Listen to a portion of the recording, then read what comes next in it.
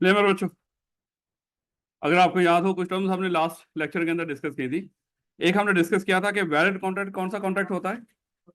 ऐसा कॉन्ट्रैक्ट जिसमें सारे एसेंशियल पूरे हो, उसको वैलिड कॉन्ट्रैक्ट कहते हैं। यानी कि जिसमें कोई कमी बेशी ना हो, जो कानूनी निगाह में बिल्कुल सही बना हो, और अगर कोई वैलिड कॉन्ट्रैक्ट को परफॉर्म ना करे उसके खिलाफ कानूनी कार्रवाई होती है। ऐसे थे मेरे बच्चों। और फिर मेरे बच्चों को याद होगा हमने डिस्कस किया था वॉइडेबल कॉन्ट्रैक्ट। हमने कहा था कि अल्फाजों पे गौर करनी है ये भी contract. Offer acceptance, promise, promise में कंसिडरेशन, एग्रीमेंट, और एग्रीमेंट में इन्फोर्सेबिलिटी। कॉन्ट्रैक्ट तक ये भी पहुंचा है, लफ्ज कॉन्ट्रैक्ट लिखा हुआ था, कॉन्ट्रैक्ट बना था। लेकिन मेरे बच्चे इस कॉन्ट्रैक्ट के अंदर थोड़ी बहुत कमी बेशी रहेगी। उस कमी बेशी की वजह से एक पार्टी के साथ नाइंसाफी होगी। उस नाइंसाफी की बेस पे कानून ने उस पार्टी, मजलूम पार्टी को ऑप्शन दिया, अग्रीड पार्टी को, आप चाहो तो कॉन्ट्रैक्ट खत्म कर दो, चाहो तो कंटिन्यू रखो, दोनों सूरतों में हम आपके साथ।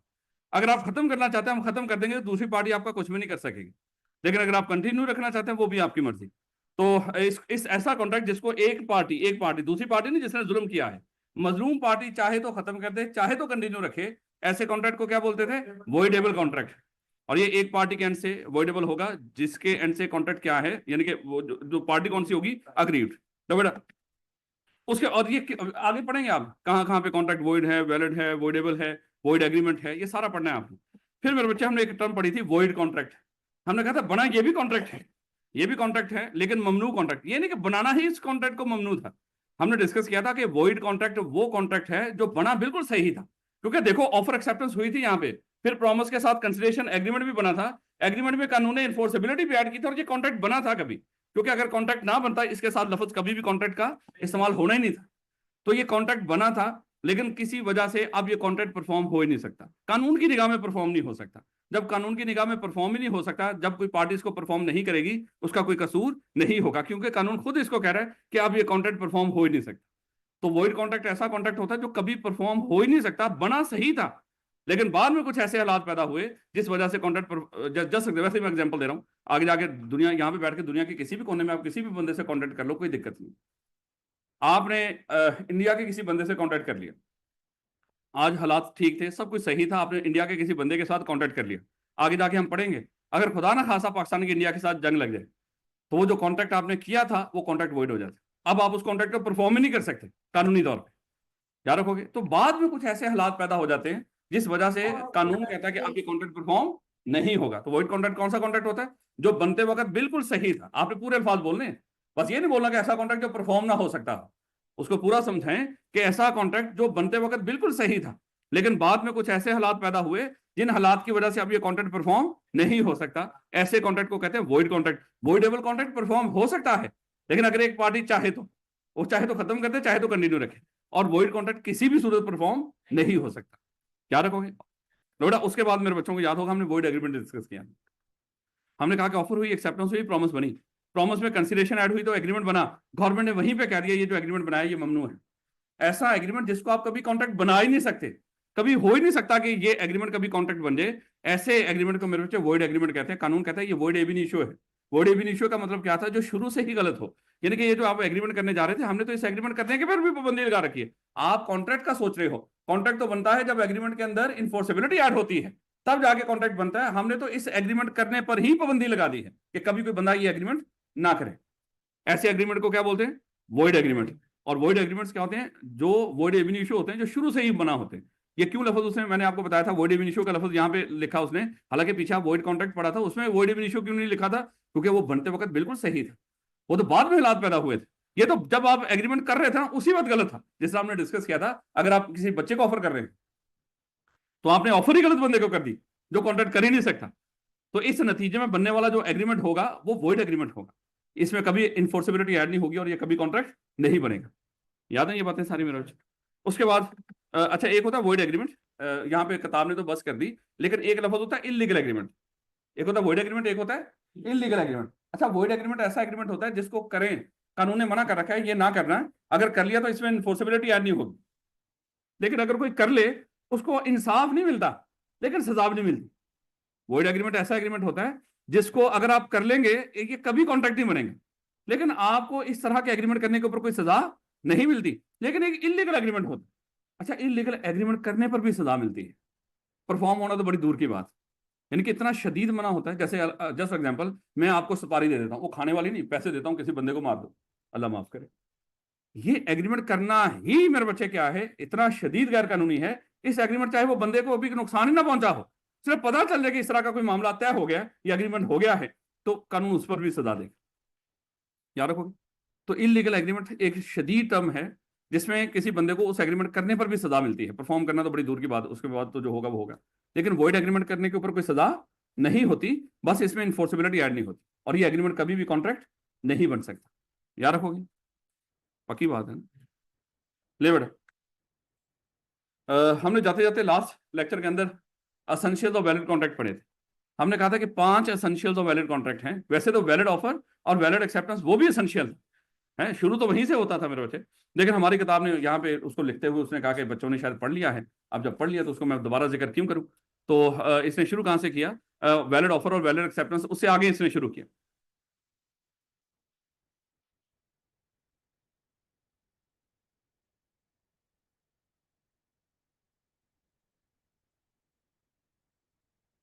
बेटा ये जगह दे, बैठ जाए बैठ जाए मेरे बच्चे, बैठ जाए।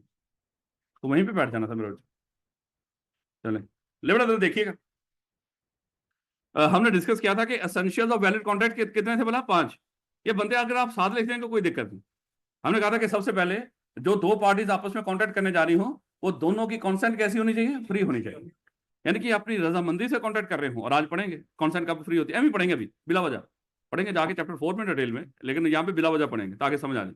उसके बाद हमने डिस्कस किया था जो पार्टी कॉन्ट्रैक्ट कर रही हो आपस में कंपिटेंट टू कॉन्ट्रैक्ट होनी चाहिए। और फिर हमने पढ़ा था लॉफुल ऑब्जेक्ट हो, लॉफुल कंसिडरेशन हो, और एक्सप्रेसली डिक्लेयर्ड वॉइड एग्रीमेंट ना हो। यानी कि 5 एसेंशियल थे। अपनी मर्जी से, यानी कि फ्री कॉन्सेंट हो, पार्टीज कंपिटेंट टू कॉन्ट्रैक्ट हो, लॉफुल ऑब्जेक्ट, लॉफुल कंसिडरेशन, और उसके बाद एक्सप्रेसली डिक्लेयर्ड वॉइड एग्रीमेंट ना हो। कितने कितने एसेंशियल थे, 5 एसेंशियल थे। ले बेटा, इसको वैसे ही अभी यही चीजें मैं डिस्कस करूंगा। उसके बाद जाते जाते एक और चीज हमने पढ़ी थी कि कॉन्ट्रैक्ट ऑरल भी हो सकता है, रिटर्न भी हो सकता है, इवन एम्प्लॉयड भी हो सकता है। लेकिन फिर हमने पढ़ा था कि वो कौन सी सिचुएशन है जहां पे कॉन्ट्रैक्ट आपको लाजमी तौर पे रिटर्न ही करना पड़ेगा उसको वैलिड बनाने के लिए, जहां पे स्पेसिफिक कानून की रिक्वायरमेंट हो। जिस तरह मैंने आपको एक एग्जांपल दी थी, आर्बिट्रेशन एक्ट। वो कहता है जब भी कोई कॉन्ट्रैक्ट करो लिख कर करो, है, नहीं तो कोई आर्बिट्रेटर पॉइंट नहीं होता। तो फिर हमने दूसरा पढ़ा था कि जहां जहां पे किसी डॉक्यूमेंट को रजिस्टर्ड करवाना दरकार हो, तो पक्की बात है डॉक्यूमेंट बनेगी तब जब आप लिखेंगे, तो लिखेंगे तब जाकर रजिस्टर्ड होगा। तो जहां जहां पे किसी कॉन्ट्रैक्ट की रजिस्ट्रेशन रिक्वायर्ड हो, या किसी स्पेसिफिक कानून ने खुद कह दिया हो कि मेरे तहत बनने वाले कॉन्ट्रैक्ट आपने लाजमी लिखने हैं, तो 2 सिचुएशन मेरे बच्चे हमने डिस्कस की थी कि 2 सिचुएशन के अंदर हमेशा कॉन्ट्रैक्ट क्या होगा, रिटर्न ही होगा। कौन कौन सी थी, एक जहां पे स्पेसिफिक कानून की रिक्वायरमेंट हो, और दूसरा जहां पे उसको रजिस्टर्ड कराना लाजमी। याद रखोगे मेरे बच्चे। बेटा उसके बाद ये मैं एसेंशियल ही पढ़ रहा हूँ, ये ना सोचना कि आगे मैं कोई टॉपिक पढ़ रहा हूँ। जो एसेंशियल की पहली लाइन थी यही थी ना, the agreement is made by the free consent of the party. बस वही दोबारा थोड़ा सा बता रहा हूँ ताकि थोड़ा सा हमें आइडिया हो जाए। लो बेटा, जब दो पार्टीज आपस में कॉन्ट्रैक्ट कर रही हूँ, दोनों पार्टीज आपस में कॉन्ट्रैक्ट कर रही हूँ, हम चाहते हैं दोनों की शक्लें ना, दोनों की शक्लें कोई ऐसी हो, मुस्कुरा रहे हो दोनों। खुद सोचें कि जब दो पार्टीज आपस में कॉन्ट्रैक्ट कर रही हो, एक पार्टी की शक्ल मुस्कुराने वाली हो, एक पार्टी की शक्ल शायद ऐसी हो, तो हमें लग रहा है इसके साथ ना कोई नाइंसाफी हुई है, शायद ये अपनी रजामंदी से कॉन्ट्रैक्ट करने के लिए कायल नहीं हो। तो 5 सूरतें हो सकती हैं कानून की निगाह में, कोई 6 है ही नहीं, कि जब दो पार्टीज आपस में कॉन्ट्रैक्ट कर रही होंगी, एक पार्टी की रजामंदी फ्री नहीं होगी, यानी कि वो अपनी मर्जी से कंसेंट नहीं दे रहा हो। 5 सूरतें हो सकती हैं, ना तो 6 हैं ना ही 4 हैं। उन 5 में से जब भी दुनिया के अंदर कभी आप किसी से कॉन्ट्रैक्ट कर रहे हो ना, और आप अदालत में जाएंगे सर मेरी कॉन्सेंट फ्री नहीं है, पक्की बात है 5 में से कोई एक चीज हुई हो ही नहीं सकता कोई छठी चीज। याद रखोगे, जब किसी बंदे की कॉन्सेंट फ्री ना हो, तो कानूनी तौर पे कितनी चीजें हैं जिस वजह से आपकी कॉन्सेंट फ्री नहीं हो सकती, 5 ऐसी चीजें हो सकती है जिसकी वजह से शक्ल इस तरह की हो सकती है। वो कौन सी हो सकती है, जस्ट एग्जांपल, सबसे पहले कहता है कि जहां पे कॉर्जन अप्लाई हुआ हो। लफ्ज क्या है, कॉर्जन। क्या लफ्ज होगा, कॉर्शन नहीं बोलना है इसको, कॉर्जन। क्या लफ्ज है बोला, कॉर्जन। हमने कौन सा वहां पे वाइवा सुनाने जाके, लेकिन फिर भी कम से कम किसी के सामने बोलते हुए थोड़ा सा मुनासिब तो हो। क्या लफ्ज बोल रहा है, मतलब कॉर्जन। क्या लफ्ज है, कॉर्जन, Korean, Korean, Korean, Korean, Korean, Korean, Korean, इतना नहीं करना, कॉर्जन। ठीक हो गया, ले बेटा। अच्छा कॉर्जन क्या होती है बोला, जब कोई बंदा किसी को अभी ये अल्फाज बोलने आगे डेफिनेशन पढ़ेंगे, फिर आपको सही से उस वक्त वो अल्फाज बोला करेंगे, उसके बाद जो डेफिनेशन में हम पढ़ेंगे। फिलहाल आज आज से, जब तक हम डेफिनेशन नहीं पढ़ लेते चैप्टर 4 के अंदर। कॉर्जन क्या होता है? किसी को डरा धमका के किसी कॉन्ट्रैक्ट के लिए कायल करना, उसको कहते हैं कॉर्जन।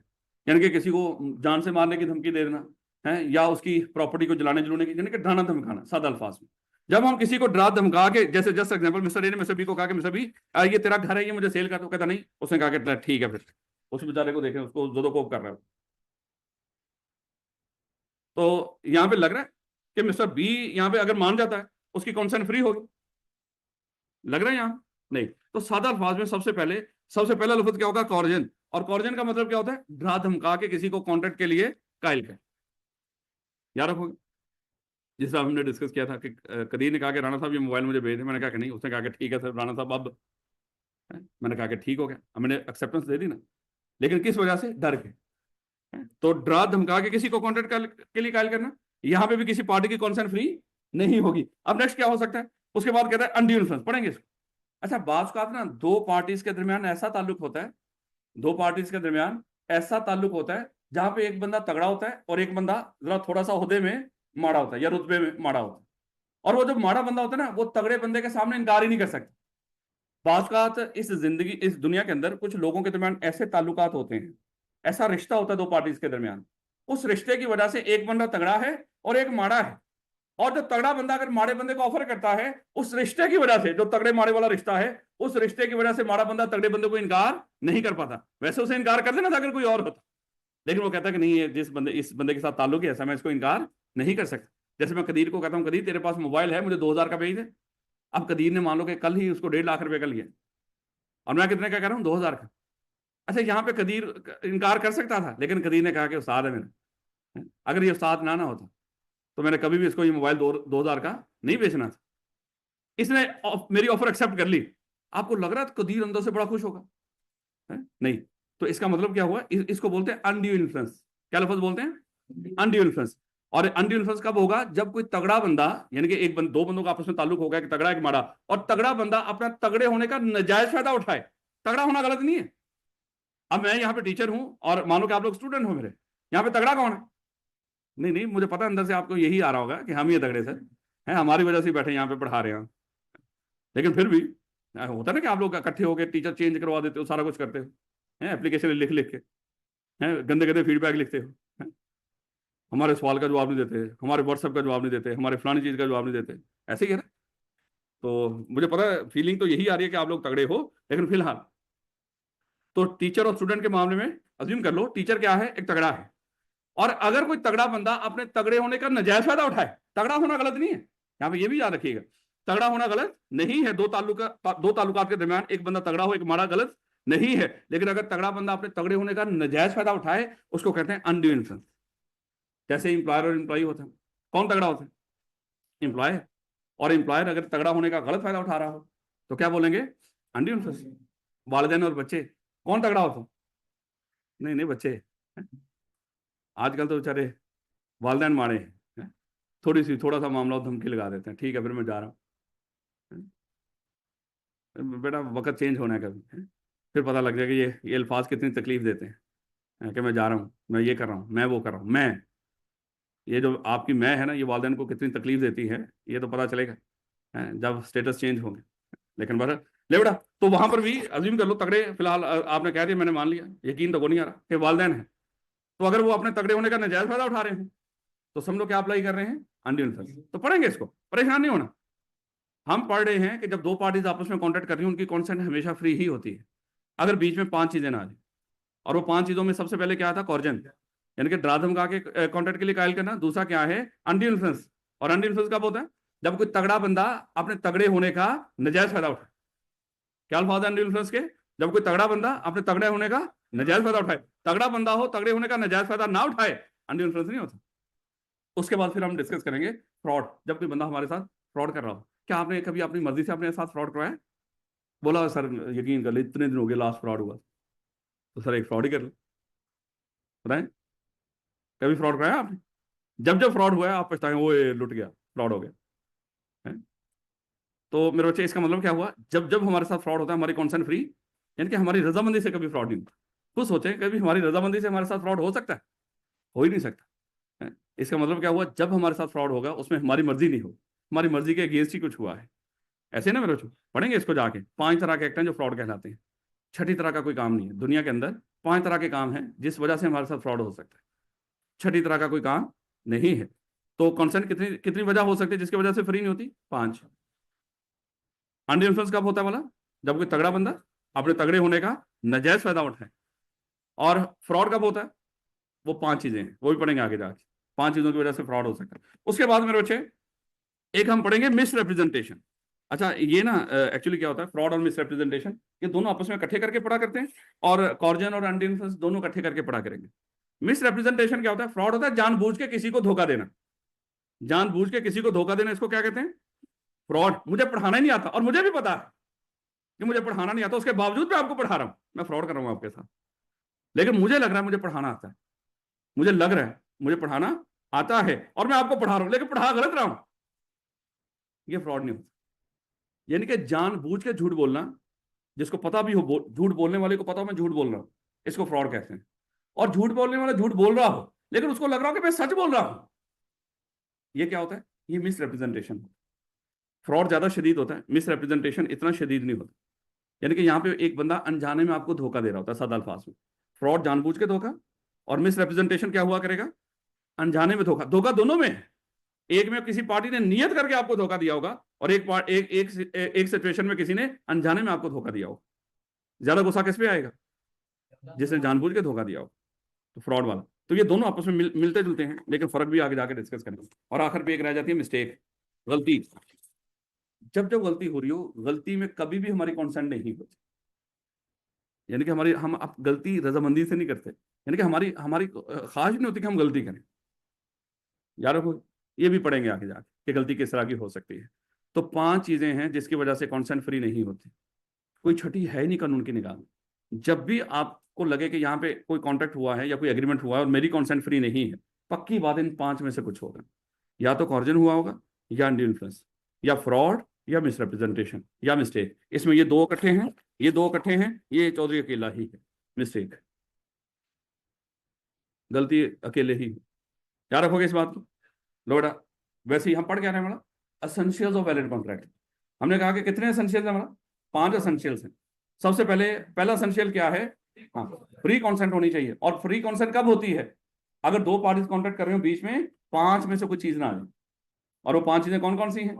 कॉर्जन, अंडर इन्फ्लुएंस, फ्रॉड, मिसरिप्रेजेंटेशन और मिस्टेक।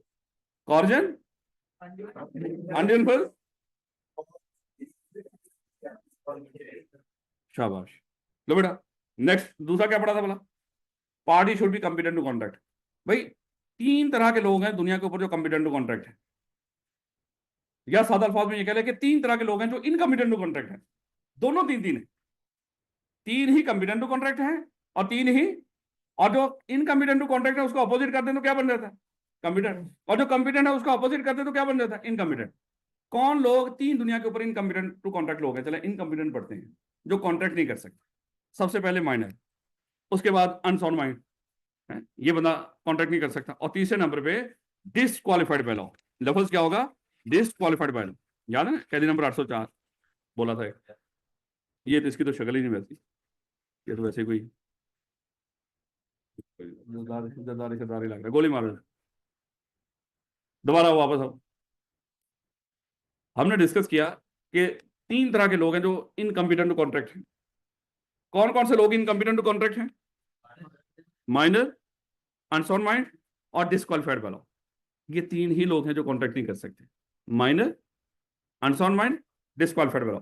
कौन से लोग हैं जो कॉन्ट्रैक्ट कर सकते हैं? 3 है। इसका ऑपोजिट क्या है माइनर का? मेजर। अच्छा ये फौज वाला नहीं है। तो इसका ऑपोजिट क्या है? Sound mind. इसका ऑपोजिट क्या है? Qualified by law. तो 3 लोग हैं जो कॉन्ट्रैक्ट कर सकते हैं, और 3 लोग हैं जो कॉन्ट्रैक्ट नहीं कर सकते। मुश्किल तो नहीं? अगर कोई बंदा आपसे पूछ रहे हैं बताओ कॉम्पिटेंट टू कॉन्ट्रैक्ट कौन लोग होते हैं, आप लफ्ज बोलेंगे जो माइनर ना हो, जो अनसाउंड माइंड ना हो, और जो डिसक्वालिफाइड बाय लॉ ना हो। अगर कोई बंदा पूछ ले अच्छा बताओ इनकॉम्पिटेंट टू कॉन्ट्रैक्ट लोग कौन से होते हैं? हाँ अच्छा देखो, ये इनकॉम्पिटेंट टू कॉन्ट्रैक्ट का मतलब ऐसे लोग जो कॉन्ट्रैक्ट करने के अहल ही नहीं है, उनकी कॉन्सेंट फ्री है या नहीं, लॉफुल ऑब्जेक्ट है कि नहीं, वो सारे मामला रहता है। फिलहाल तो कॉम्पिटेंट टू कॉन्ट्रैक्ट होने का मतलब क्या है? जो बंदा कॉन्ट्रैक्ट कर रहा है वो कॉन्ट्रैक्ट करने के अहलियत रखता है या नहीं। क्या रखोगे? लो बेटा। उसके बाद तीसरा क्या था? Lawful consideration. अज्यूम कर लो मिस्टर ए ने मिस्टर बी को कहा कि मिस्टर बी भाई आपके पास ये बाइक है, मुझे 1 लाख रुपए की सेल कर दो। मुझे बताएं मिस्टर ए अगर मिस्टर बी इसके ऑफर को एक्सेप्ट कर लेता है, ये है, चलो मिस्टर ए के पास बाइक है, मिस्टर बी ने उसको कहा 1 लाख रुपए की मुझे सेल कर दो, और मिस्टर ए ने क्या कर लिया? मिस्टर बी की इस ऑफर को एक्सेप्ट कर लिया। मिस्टर बी बायर है, मिस्टर ए सेलर है। जब ये मिस्टर ए बाइक सेल कर देगा, मुझे बताओ मिस्टर ए को क्या मिलेगा? 1 लाख रुपया। क्या पाकिस्तान में किसी को 1 लाख रुपया देना, ये जो कंसिडरेशन मिलेगी मिस्टर ए को 1 लाख रुपया, क्या ये गैर कानूनी है? नहीं, कोई। और मिस्टर बी को क्या मिलेगी? बाइक। क्या पाकिस्तान में बाइक खरीदना गैर कानूनी है? बिल्कुल वैलिड है। लेकिन मेरे बच्चे ऑपोजिट करो इसको। मिस्टर बी मिस्टर ए को कहता है कि मुझे ये बाइक दे दो। वो कहता है बदले में क्या होगा? कहता है कि मेरे पास कोई स्मगलिंग का कपड़ा पड़ा हुआ, अज्यूम कर लो, या चर्च पड़ी हुई, चलो वही वो समझ आ जाता है आप। तो चर्च पड़ी हुई है, तो मेरे बच्चे मुझे बताएं मिस्टर बी को तो मिलेगी मान लो कि बाइक, लेकिन मिस्टर ए को क्या मिलेगी? चर्च। क्या ये मिस्टर ए के लिए कंसिडरेशन लॉफुल है? नहीं। दोनों के लिए कंसिडरेशन कैसी होनी चाहिए? लॉफुल होनी चाहिए। याद रखोगे? आप अब्दुल्ला साहब के पास एडमिशन करवाने के, लॉ में एडमिशन दे दो, उन्होंने कहना कि फीस, उन्होंने कहा पूरी पढ़ लो सर। आपको तो कोचिंग मिलेगी, लॉफुल है अगर वैसे देखा जाए। क्या कॉलेज वालों को जो मिला वो लॉफुल है? नहीं। ले बेटा, तो इसका मतलब सादा अल्फाज में हमने डिस्कस किया था कंसिडरेशन कैसी होनी चाहिए? लॉफुल। उसके बाद ऑब्जेक्ट लॉफुल होना चाहिए। और मेरे बच्चे देखो, मैंने आपको एक चीज बताई थी, ऑब्जेक्ट और कंसिडरेशन दोनों सेम सेम ही चलते हैं। जस्ट एग्जाम्पल, मेरा मकसद घर खरीदना है, मैं आपके पास घर है, मैं आपको जाके कहता हूँ 1 करोड़ का अपना घर भेज दो मुझे। मेरा मकसद क्या है? घर खरीदना। मैंने आपको ऑफर की कि अपना ये घर मुझे भेज दो, तो आपने मेरी ऑफर को एक्सेप्ट कर लिया, मुझे मिलेगा क्या? घर। और आपको क्या मिलेगा? करोड़। यानी कि ये जो ऑब्जेक्ट और कंसिडरेशन और ये दोनों क्या है? ये सेम सेम ही। एक बंदा मान लो चर्सी है, वो बेचारे का नशा टूट रहा है, वो जाता है, उसका मकसद क्या है? चर्च खरीदना है, वो जाके किसी को कहता है चर्च भेज दो, है? अगली बार ने उसकी ऑफर एक्सेप्ट कर ली, उसका मकसद क्या था? चर्च खरीदना। उसने ऑफर एक्सेप्ट कर ली, इसको चर्च मिलेगी, ये कंसिडरेशन उसको क्या मिलेगी? तो इसलिए मेरे मान लो, अल्लाह माफ करे, मुझे मेरा किसी बंदे के साथ वैर है, मैं आपको कहता हूँ मेरा मकसद ये है कि वो बंदा ना रहे, तो मैं आपको कहता हूँ ऐसा कर 10 लाख रुपया ले, और आपने मेरी ऑफर एक्सेप्ट कर ली। अब मेरे मेरे बच्चे मुझे बताएं मेरे लिए कंसिडरेशन क्या है, और उसके आपके लिए कंसिडरेशन 10 लाख। तो मतलब ऑब्जेक्ट और कंसिडरेशन दोनों साथ साथ होते हैं। याद रखोगे? बताऊंगा आगे जाके। वैसे भी ऑब्जेक्ट वैसे हम सादा अल्फाज में पढ़ेंगे। अगर किसी इंसान को नुकसान पहुंचाना हो, या उसकी प्रॉपर्टी को नुकसान पहुंचाना हो, या किसी की इज्जत को नुकसान पहुंचाना हो, दुनिया के ऊपर हम आगे, हमारी 3 ही चीजें हैं, हमारी जान, माल और इज्जत। तो अगर मकसद इनको नुकसान पहुंचाना हो, तो ये हमेशा ही क्या होगा? अनलॉफुल। ईमान के बाद की ये बातें हैं मेरे बच्चे, यार ठीक है। पर लोड़ा, उसके बाद हमने डिस्कस किया था कि एग्रीमेंट एक्सप्रेसली, जी जी, मैंने बकवास पहले भी की थी ना, हम जाने वाले को रोकते हैं ना आने वाले को, दबा हो जा। वैसे मैं सच्ची कह रहा हूँ, कोई दिक्कत नहीं। Load expressly declared void agreement. अच्छा, कानून ने कुछ एग्रीमेंट पहले से लिख रखे हैं कि ये क्या है? ये वॉइड। अगर ये एग्रीमेंट आपने किया तो ये मना है।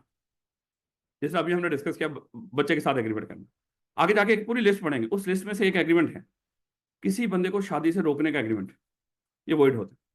शादी करना हर बंदे का राइट है, और जो बंदा किसी बंदे को शादी से रोकने का कोई भी एग्रीमेंट कर रहा हो, किसी भी तरह के शादी का रुकावट का एग्रीमेंट, वो हमेशा वॉइड होता है। जैसे आपको कोई बंदा कहे जब तक सीए नहीं होगा शादी नहीं करेंगे आप लोग, मुझसे एग्रीमेंट करो, समझा रहा हूँ जस्ट एग्जाम्पल दे, ये मेरे बच्चे क्या है? ये वॉइड है, इसकी कोई हैसियत नहीं है। याद रखोगे? और इवन देन आगे जाके प्रोफेशन का भी है। हर प्रोफेशन, कोई भी लॉफुल प्रोफेशन ज्वाइन करना हर बंदे का राइट है, और अगर कोई बंदा आपको किसी लॉफुल प्रोफेशन से रोकने का एग्रीमेंट करे, वो भी वॉइड होता है। ये सीए करना कोई अनलॉफुल है या लॉफुल है? लॉफुल। और कोई बंदा आपसे एग्रीमेंट कर ले कि आप मुझसे इतने लाख ले लो लेकिन सीए नहीं करो, इस एग्रीमेंट की कोई हैसियत नहीं है। पढ़ेंगे, ये ना कहना कि ये सर ने एग्जाम्पल अपनी तरफ से दी है, ये आगे जाके लिस्ट में से है। अब ये होगा ना, सौ में देख छोटे छोटे बच्चों को कैसी बातें बता रहे हैं सर, शादी वाली। ओ भैया, लॉ पढ़ रहे हैं आप लोग। अच्छा, ये मेकअप भी है आप? इन्ना लिल्लाहि व इन्ना इलैहि राजिऊन। ये पीडीए वाले बल्ला देख के नहीं हंसे हैं? ये दूल्हे के हाथ में बल्ला है? पीडीए का ना ये दूल्हा। चले और वापस आओ, लो बेटा, आप पढ़ क्या रहे हो? बोला एसेंशियल्स ऑफ वैलिड कॉन्ट्रैक्ट, कितने वाला? 5। कौन कौन से? Free consent, competent to contract, lawful object, lawful consideration और expressly declared void agreement now. लो बेटा, इसमें से हमने डिस्कस किया था कि 3 जाके हम पढ़ेंगे चैप्टर नंबर इसमें 4 में, और 2 यहीं पे पढ़ेंगे। उसमें एक कंप्लीटेंट टू कॉन्ट्रैक्ट वाला वो भी हम यहीं पे पढ़ेंगे, लॉफुल ऑब्जेक्ट और लॉफुल कंसिडरेशन वो भी यहीं पे पढ़ेंगे। यानी कि 3 सॉरी यहाँ पे पढ़ेंगे, 2 पढ़ेंगे जाके चैप्टर नंबर 4 के अंदर। कौन कौन से 4 में पढ़ेंगे? एक्सप्रेसली डिक्लेयर्ड वॉइड एग्रीमेंट्स और फ्री कॉन्सेंट। लो बेटा, अच्छा 5 एसेंशियल थे, पहला फ्री कॉन्सेंट वाला तो पढ़ेंगे जाके चैप्टर नंबर 4 में, तो दूसरा कौन सा आ गया? कंप्लीटेंट टू कॉन्ट्रैक्ट, वो हम यहाँ पे पढ़ने लगे हैं। अगला टॉपिक का नाम क्या है? कंप्लीटेंट टू कॉन्ट्रैक्ट। अभी अभी हमने पढ़ लिया, हमें पहले ये पता चल गया 3 लोग कंप्लीटेंट टू कॉन्ट्रैक्ट होते हैं। कह रहा है every person is competent to contract, हर बंदा कंप्लीटेंट टू कॉन्ट्रैक्ट है अगर वो उसमें, अगर वो ये 3 है। कौन कौन? अगर हर बंदा कंप्लीटेंट टू कॉन्ट्रैक्ट है अगर उसमें क्या हो? Age of majority. और अभी हम पढ़ेंगे एज ऑफ मेजोरिटी कि पाकिस्तान में 18 साल होती है अकॉर्डिंग टू लॉ। अच्छा, ये लफ्ज का भी मतलब होता है अकॉर्डिंग टू लॉ। हर लॉ के अंदर एज ऑफ मेजोरिटी डिफरेंट हो सकती है। जैसे अगर मैरिज का एक्ट हम देखें, उसमें एज ऑफ मेजोरिटी कुछ और है, पाकिस्तान के अंदर वो 18 साल नहीं, वो कम है। लेकिन अगर हम देखते हैं कॉन्ट्रैक्ट करने के लिए वो कितने, 18 साल। अगर किसी बच्चे के वालिद मतलब उसका गार्डियन अपॉइंट हुआ हो, हम आगे जाके डिस्कस करेंगे, तो उसकी उम्र होती है 21 साल। तो डिफरेंट लॉज के अंदर एज ऑफ मेजोरिटी डिफरेंट हो सकती है। इसी तरह कोई एम्प्लॉयमेंट का कॉन्ट्रैक्ट वो है, कोई लेबर लॉ है या इस तरह का, उसमें कोई एज ऑफ मेजोरिटी कुछ और हो सकती है। याद रखोगे इसको? तो याद रखना कि एज ऑफ मेजोरिटी क्या है। सबसे पहले वो बंदा क्या होना चाहिए कॉन्ट्रैक्ट करने के लिए? मेजर होना चाहिए। और मेजर किस लिहाज से? जिस कानून के तहत वो कॉन्ट्रैक्ट हो रहा हो उस कानून के तहत वो मेजर होना चाहिए। जैसे हम यहाँ पे पढ़ के आ रहे हैं कॉन्ट्रैक्ट एक्ट, कॉन्ट्रैक्ट एक्ट में एज ऑफ मेजोरिटी कितनी होगी? 18 साल। उसके बाद टू विच ही इज, ठीक हो गया। एंड, अच्छा एंड लिखा हुआ, इसका मतलब 7++ है, और नहीं लिखा हुआ। एक बंदे में एज ऑफ मेजोरिटी हो लेकिन पागल है, फायदा।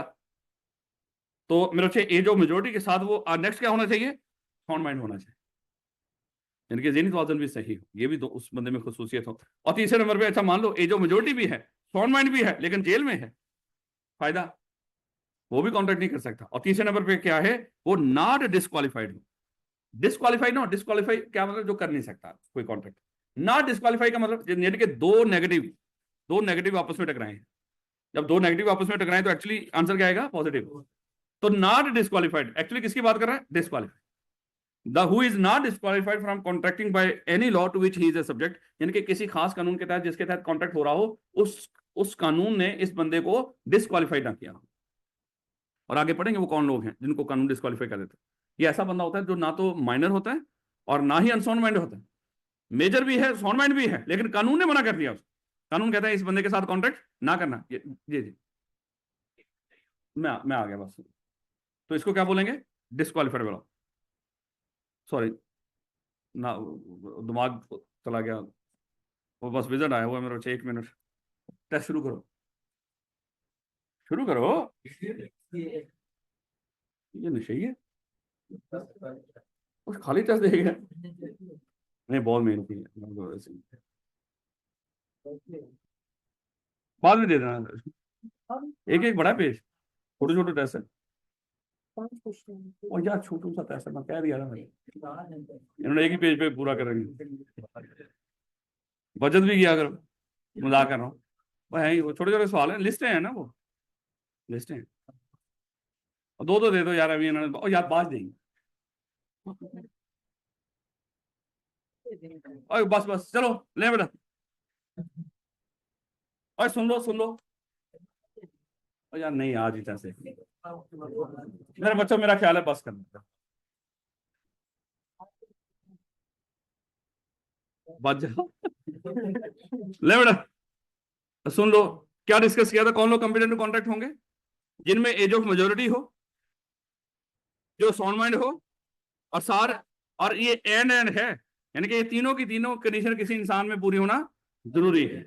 उसके बाद मेरे बच्चे, अच्छा हम पढ़ क्या रहे हैं बोला? वैसे हमने पढ़ा इस चैप्टर में, शुरू क्या किया था? Essentials of valid contract. कितने थे बोला? 5। उनमें से पहला तो पढ़ेंगे चैप्टर 4 के अंदर। दूसरा हमने पढ़ना शुरू किया कंप्लीटेंट टू कॉन्ट्रैक्ट। और जब हमने कंप्लीटेंट टू कॉन्ट्रैक्ट को पढ़ा, कौन बंदा कंप्लीटेंट टू कॉन्ट्रैक्ट होता है, पता चला ये 3 लोग कंप्लीटेंट टू कॉन्ट्रैक्ट है।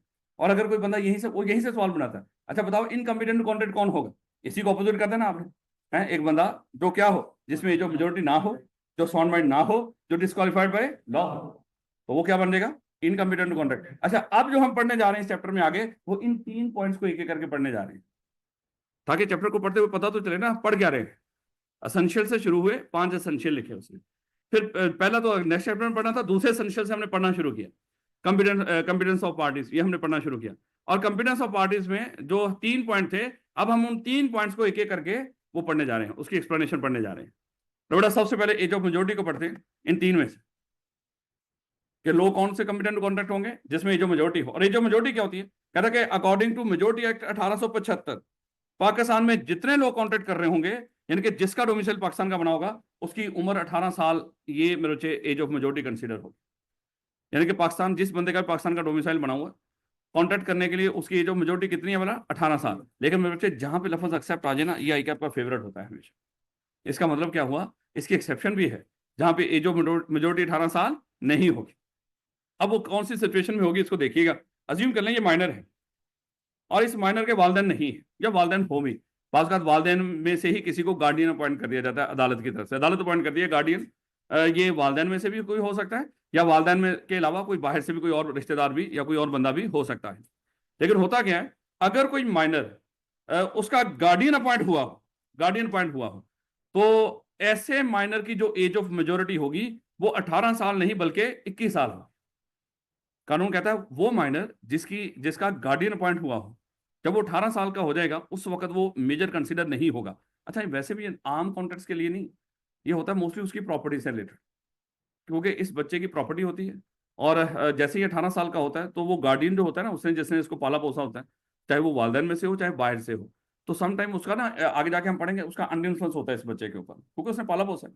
जब वो इसको कोई कोई चीज कहेगा ना, अच्छा ये जमीन मेरे नाम पे लगवा दो, ये प्रॉपर्टी, तो शायद वो इनकार नहीं करेगा, उसको पता है इस बंदे ने मुझे पाला पोसा है, यही मेरा सारा कुछ है। तो अगर इसने कहा कि ये चीज इस पे साइन कर दो, ये चीज मेरे नाम पे लगवा दो, मैं लगवा देता हूँ, तो इसके मेरे ऊपर इतने एहसान है। लेकिन कानून ने कहा कि अभी ये बच्चा है, इसको समझ नहीं आ रही कि ये बंदा इसका गार्डियन था।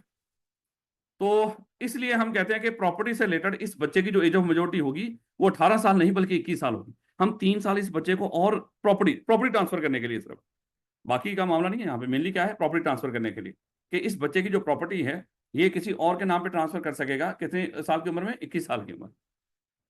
और इसको इस रिश्ते का भी पता चल जाएगा इस बंदे के साथ मेरा ताल्लुक क्या है। यानी कि 3 साल कानून को लग रहे हैं इसमें मजीद मेच्योरिटी आ गई। जिस तरह यहाँ पे होता है ना कि देखें, हम कोई स्ट्रिक्ट इन्वायरमेंट होता है कॉलेजेस का, बच्चे कहते हैं कि सर इतना स्ट्रिक्ट एनवायरनमेंट क्यों, ये है वो है, हमें लग रहा होता है कि शायद बच्चे अभी मेच्योर नहीं है। सब फर्म में भी तो जाएंगे ना वहाँ, भाई वो 2-3 साल का टाइम है, उसमें हम भी यही एक्सपेक्ट कर रहे होते हैं कि बच्चे मेच्योर हो चुके होते हैं, उनको अपने फायदे नुकसान का पता होता है। तो यहाँ पे कानून भी यही इसी तरह की बात कर कि 18 साल तक की उम्र तक शायद उस बच्चे को इस बंदे के साथ ताल्लुक का आइडिया नहीं है कि ये मेरा जस्ट गार्डियन है, और मैं शायद इसको वालिदैन का दर्जा देके बैठा हूँ, और ये जो कहे मैं उसको इनकार करने की पोजीशन में हूं, ऐसा नहीं। तो कानून ने कहा कि पहले इसको बड़ा होने दें, जब इस बच्चे के ऊपर 21 साल हो जाएगी उस वक्त हम कहेंगे ये इसमें एज ऑफ मेजोरिटी आई है। इसलिए तो अक्सर फिल्मों के अंदर है, जो इस तरह कोई हो ना, कोई बच्चा हो तो उसके चाचा ताए इस तरह के होते हैं, उसको पाल पोस रहे होते हैं और वेट कर रहे होते हैं कभी 21 साल का हो, और फिर इसको सारा कुछ नाम लगवा के इसको खत्म करते हैं। तो खैर वैसे समझा रहा हूँ, तो इस तरह की ये फिल्में बना करते हैं, तो 21 साल तक उसका वेट करते हैं, फिर उसकी कहीं पे शादी या कुछ इस तरह का, नहीं तो फिर वैसे ही नाम लगवा के उसका पता ही काट देते हैं। ये फिल्म ही होती है, समझा रहा हूँ सिर्फ, आप याद रखो।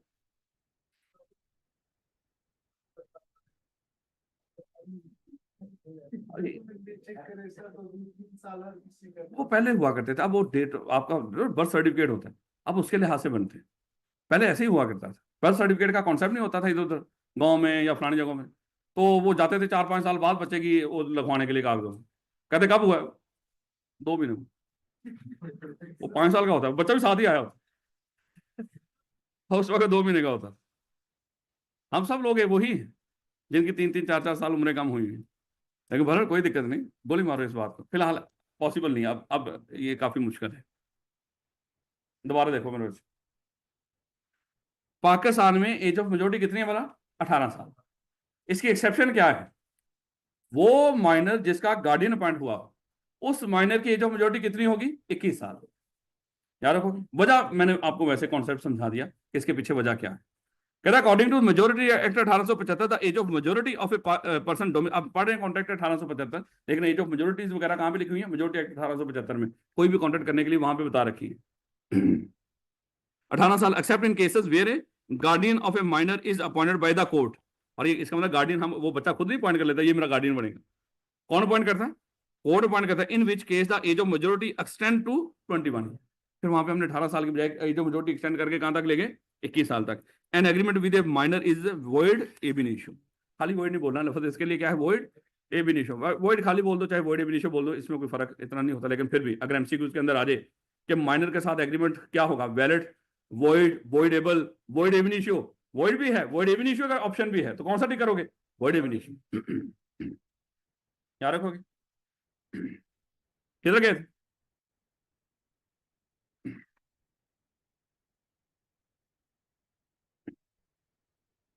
बेटा वो अपने पेरेंट्स वाला 18 साल, यानी कि आम बच्चे 18 साल, लेकिन जिसका गार्डियन पॉइंट हुआ हो 21। और वालदेन में से मैं दोबारा बता रहा हूँ, कोर्ट वालदेन में से किसी एक को गार्डियन पॉइंट कर देता। बात कर होते हैं लड़ाई झगड़े। ले बेटा हम पढ़ क्या रहे हैं बेटा? पहले एसेंशियल से शुरू हुए, दूसरा एसेंशियल पढ़ना शुरू किया, हमें पता चल गया कंपिटेंट टू कॉन्ट्रैक्ट कितने लोग होते हैं? 3। 3 में सबसे पहला कौन सा जिसमें एज ऑफ मेजोरिटी हो? एज ऑफ मेजोरिटी हमने पढ़ना शुरू की, और एज ऑफ मेजोरिटी का हमें पता चल गया कितने साल होती है बोला? 18 साल। इसकी एक्सेप्शन क्या है? जिस माइनर का, ये ना हो कि किसी गार्डियन का माइनर पॉइंट हुआ हो, किसी माइनर का गार्डियन पॉइंट हुआ। ले बेटा एडिशनल पॉइंट्स, इसको इसको सादा अल्फाज में हम कह सकते हैं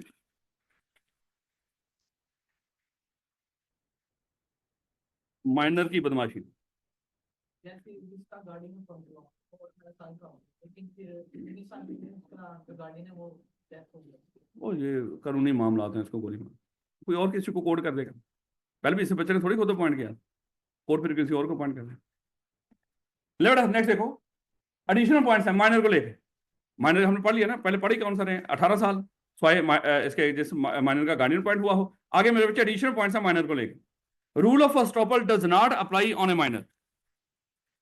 रूल ऑफ एस्टॉपल माइनर पे अप्लाई नहीं होता।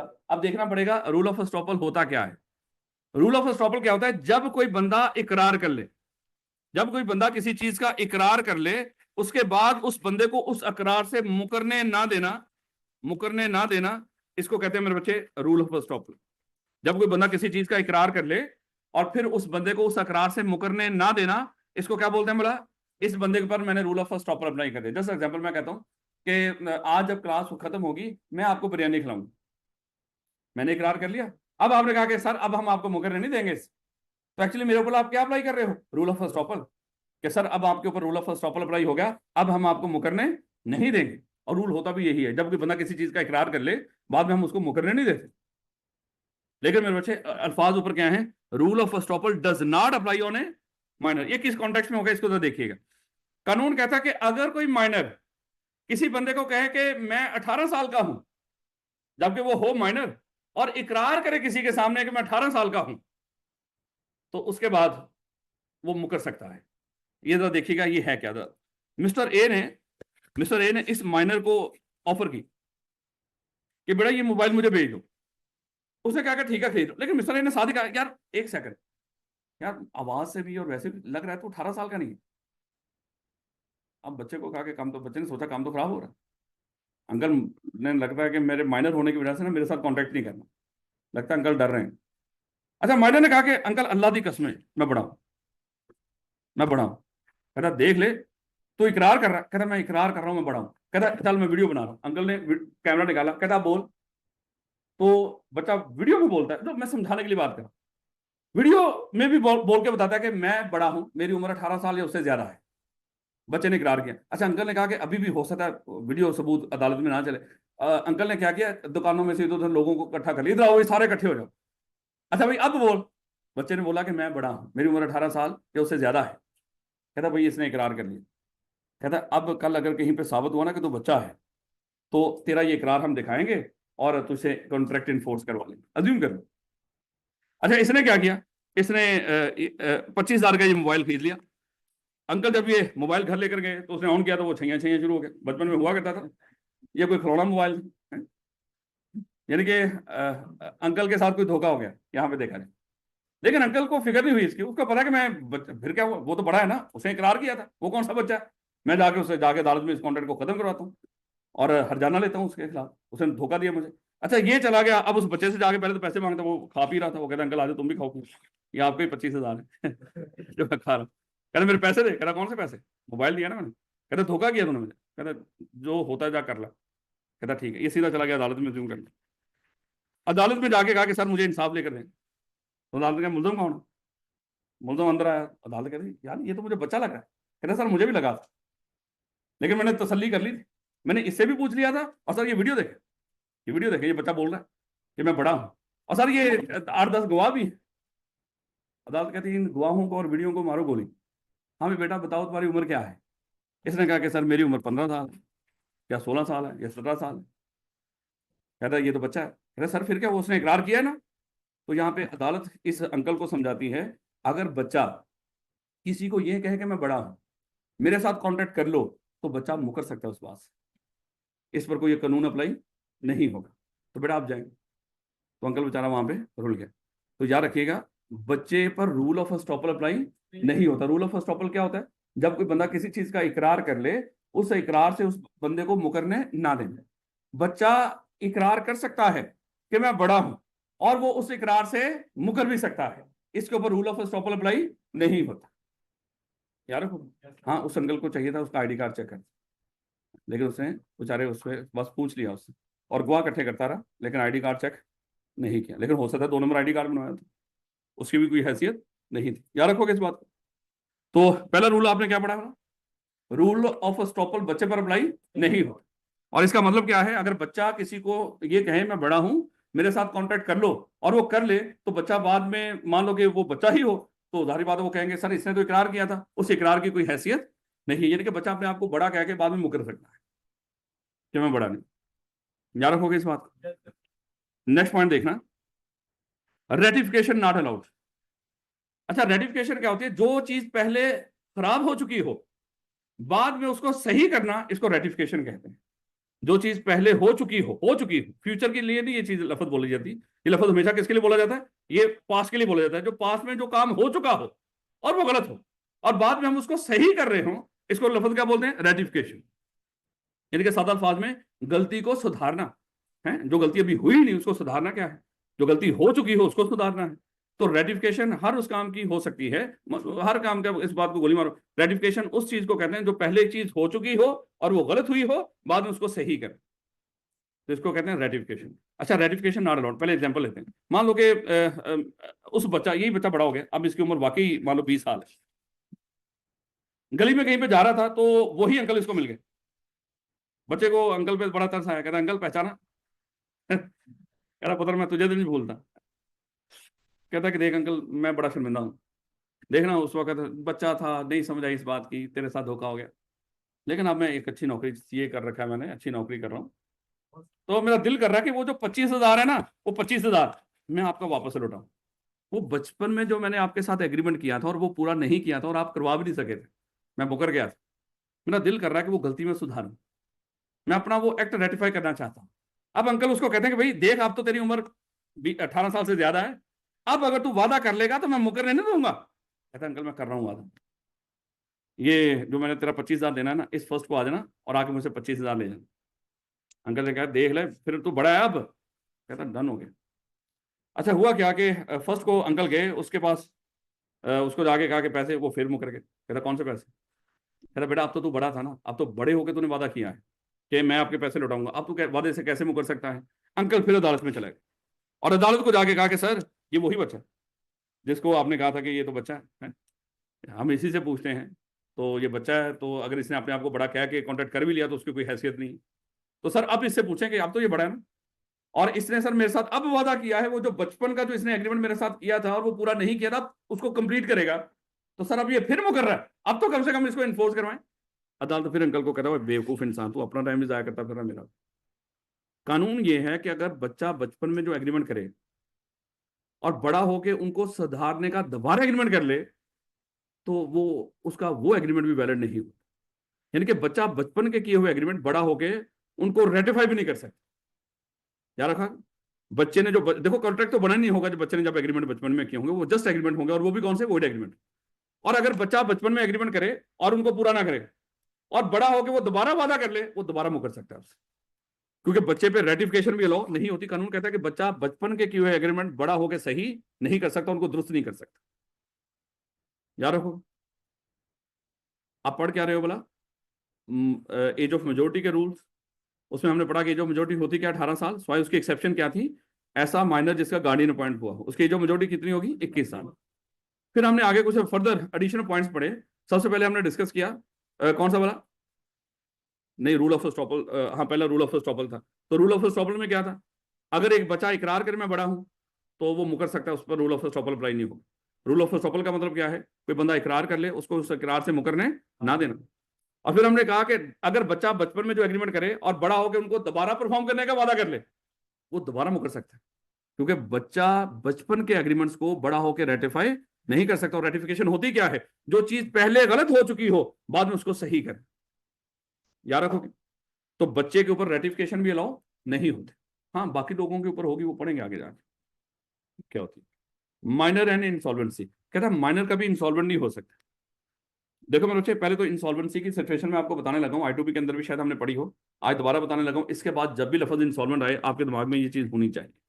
अजीम करो एक मिस्टर ए है, इस मिस्टर ए ने मेरे बच्चे लोगों का करोड़ों देना है, और इसकी कुल प्रॉपर्टी मिलाम लोग बड़ी मुश्किल से लाखों में बनती है, और देना कितना है, करोड़ों।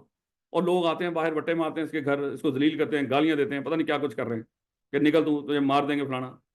अब इसको पता है यार मेरे पास है ही कुछ नहीं, और ये मान लो कि आवाजें भी लगा रहा है अंदर से, भाई मेरे पास कुछ नहीं रहा।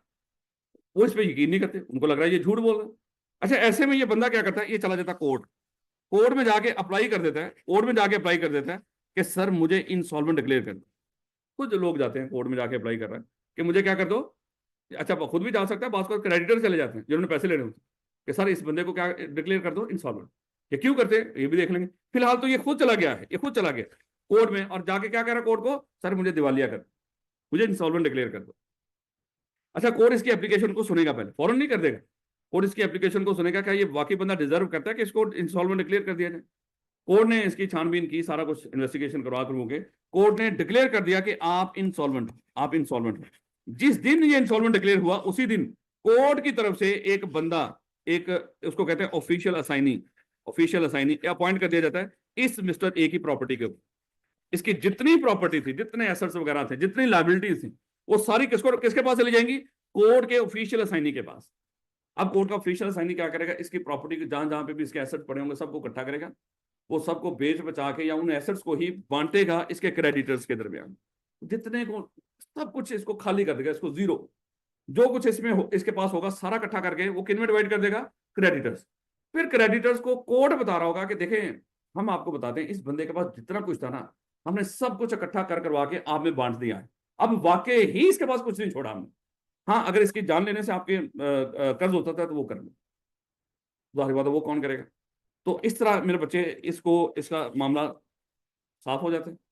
फिर कुछ अरसे के बाद ये दोबारा से अपनी नए सिरे से जिंदगी जीना शुरू कर देते हैं। तो क्रेडिटर का पैसा जाहिर बात है वहां पे क्या होता है, जो रह गया वो मर जाता है, जो रह गया वो मर जाता है, जितना रिकवर हो गया वो रिकवर हो गया। उसके बाद हम दोबारा से इस बंदे को जिंदगी जीने का मौका दे देंगे, आप जाओ दोबारा से जिंदगी जी लो। हैं क्या हुआ करिए, कोई समझ नहीं आ रही ना बात, कदीर आपको ज्यादा समझ आ गई। अच्छा दोबारा, अच्छा एक और भी चीज होती, अगर मैंने आप सबके पैसे देने हैं और लारे लगाए जा रहा हूं, पैसे दे ही नहीं रहा, आप खुद भी कोर्ट में जा सकते हो कि राणा साहब को इंसॉल्वेंट डिक्लेयर कर। अगर कोर्ट मुझे इंसॉल्वेंट डिक्लेयर कर देगा तो मेरी सारी प्रॉपर्टी किसके पास चली जाएगी, कोर्ट के ऑफिशियल असाइनी के पास। वो क्या करेगा, सब कुछ इकट्ठा कर कर आके आप में बांध देगा। उसके बाद भी अगर आपके पैसे बच गए तो आपको सब्र करना, वो समझो आपके डूब गए हैं। हाँ जब ये सारा काम प्रोसेस कंप्लीट हो जाएगा फिर मुझे दोबारा से आज़ादी होगी, मैं दोबारा से नए से आपके पैसे नहीं बचते ही नहीं ना मेरे बच्चे, अगर बचते होते तो मैं खुद ही दे देता। और कोर्ट यही तो देख रहा होता है, कोर्ट को अगर लग रहा हो कि वाकई इसके पास नहीं तो कोर्ट फिर उसको इंसॉल्वेंट डिक्लेयर करता है। कोई बंदा अपने दरवाजे पे खुद नहीं लेके लगा लेता मैं इंसॉल्वेंट हूं, ये हमेशा किसने डिक्लेयर करना होता है, कोर्ट ने। बोला ना बात है माशाल्लाह कई लोगों की बेगमात डिक्लेयर कर देती तू तो है ही दिवालिया। अच्छा वो भी इंसॉल्वेंट नहीं होता, इंसॉल्वेंट किसने डिक्लेयर करना है, हाँ कोर्ट ने करना है। और कोर्ट एप्लीकेशन को सुनता है, पूरी जांच पड़ताल के बाद वाकई ही अगर लग रहा हो कि इसके एसेट कम है तो फिर जाकर उसको इंस्टॉलमेंट डिक्लेयर करते हैं, फिर उसके एसेट इकट्ठे करके करवा, जो जितना पे हो सकता है लोगों को पे करवा देता है, और उसके बाद उसको डिस्चार्ज कर दिया जाता है, जा तू आजाद है। याद रखोगे। अब अप्लाई करने से लेके अगर देखा जाए, जब तक ये बंदा डिस्चार्ज ना होते, इसको बोलते हैं अनडिस्चार्ज इंसॉल्वेंट। जब वो एसेट इकट्ठे किए जा रहे होते हैं, लायबिलिटीज पे ऑफ हो रही होती है ना, उस वक्त लफ्ज क्या बोला जाता है इसके लिए? Undischarged insolvent. जब वो एसेट उससे इकट्ठे करके जितनी की लायबिलिटीज पे हो सकती हैं क्रेडिटर्स की, वो पे कर दी, उसके बाद लफ्ज क्या बोला जाता है इसके लिए? Discharge insolvent. जो डिस्चार्ज इंसॉल्वेंट होता है वो दोबारा से कॉन्ट्रैक्ट वगैरह कर सकता है। याद रखोगे। तो इंसॉल्वेंट, अच्छा इंसॉल्वेंट होता कब है कोई बंदा?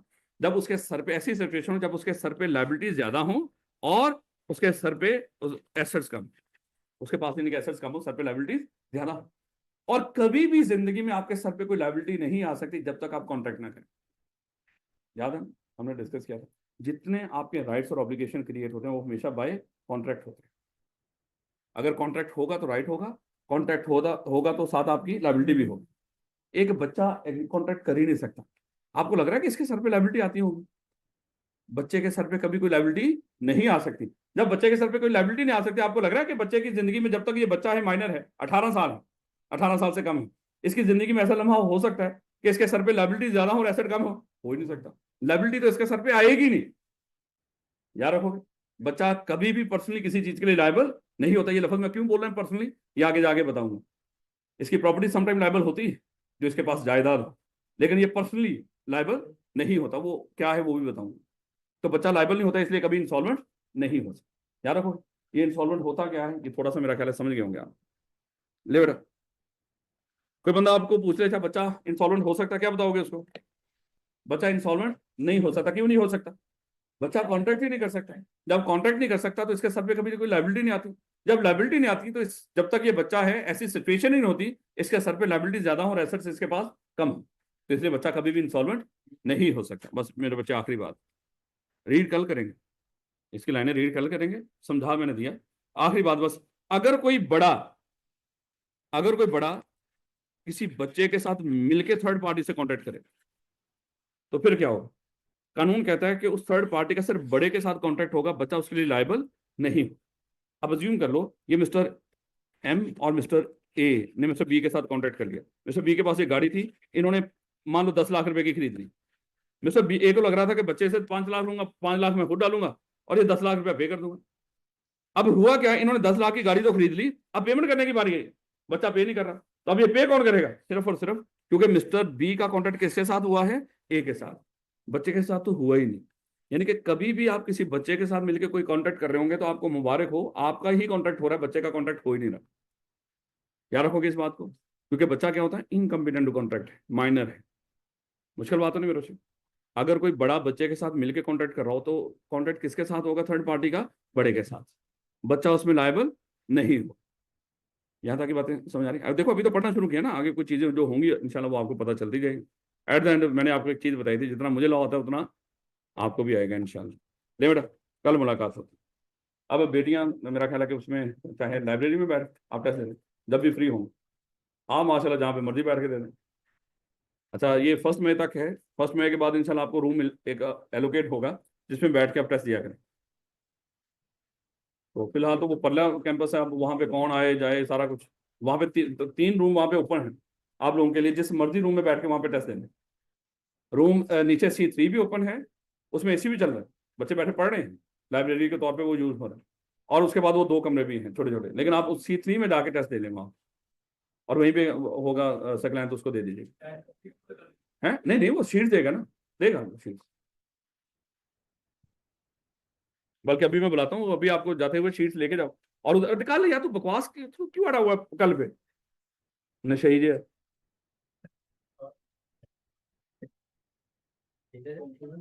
नशे इस तरह जिद कर रहे होते हैं, वो उनको पुलिस वाले पकड़ के ले जाके हवालात में बंद कर देते हैं ना, वो उनसे मांगते रहते हैं, वो मारते हैं उसको हवालात की वो सलाखें कि नशा दो। अच्छा पुलिस वाले बेचारे खुद सिगरेट भर के उसको दे रहे होते हैं, शायद आपको नहीं पता। ये जो नशेई पकड़ के ले जाते पुलिस वाले, ये उनको वाले जान बन जाता है उनका, और फिर सारे उसको सारी रात भर भर के सिगरेट दे रहे होते हैं ताकि किसी तरीके से रात निकले और सुबह इसको हम जाके अदालत में पेश करें और इसको जेल में भेज दें, जेल जाने फिर उसका काम जाए।